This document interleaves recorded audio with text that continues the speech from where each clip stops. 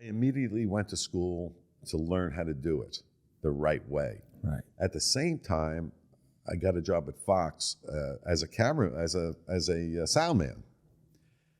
And now I'm watching all these, the best in the business. I'm like a sponge. Mm-hmm. So I'm learning from the coach, and I'm learning from the best, John Rowland, Jack Cafferty, Bill McCreary, Pablo Guzman. And about a year went by, and Rupert Murdoch took over Fox. Mm-hmm. First thing he did was cut out all the overtime. So what does that mean exactly for Well, those that don't understand? Overtime meaning when you go into work a shift at Fox Right. as a camera person or a sound guy on the crews. You get time and a half? Well, yeah. You work 8 hours. You cut that out? Yeah. So now you're on a fire in Long Island. Right. And you put in your 7 hours, Mm-hmm. and now you're going to be there another 4 or 5 hours because you got to interview the people who got burnt out of their homes, Right. the fire chief, what caused the fire. He cut out. So what happened was he didn't want to give time and a half Right. after 8 hours. So you would wait for your replacement reporter and crew, and then you go back to the studio. Mm-hmm. Problem is, the guys in doing this, the base salary for camera guys was like $60,000, but they were doubling it in overtime. Right. So they're really making $120,000. So now he cut out the overtime. They're back to making $6,000. They couldn't pay their mortgages Oh my gosh. and their car payments and all of that. So they said, "What are we going to do?" It's just like getting your salary cut in half is what it was. Yeah. What it was. For no reason. Yeah, for no reason. So now, what they decided, they said, "Well, let's form our own production company. We have a lot of contacts in the business, Yep. and we'll moonlight to make up the money we're losing here." And we did, and I was part of that group.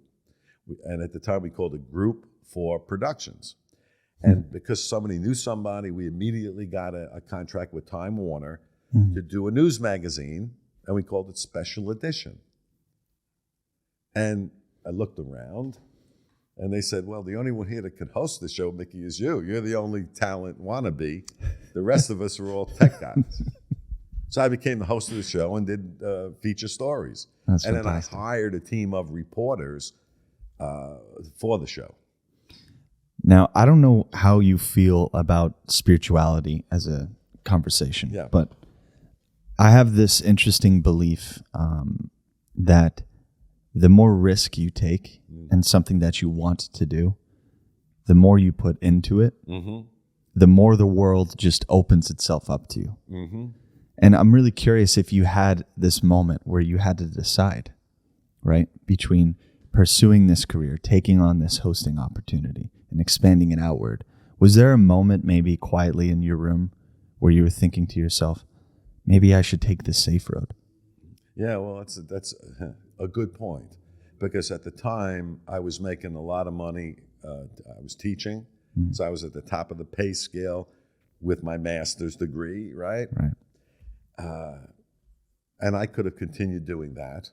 Right. And I could have continued coaching, which was also financially rewarding. Right.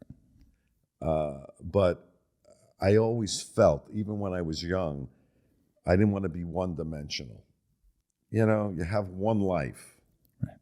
And most of the people that I had worked with, that's all they did. They coached, they taught, they retired. Mm-hmm.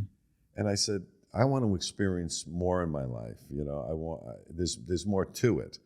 And to tackle a new challenge at 38, I think I was. It's bold. I loved it.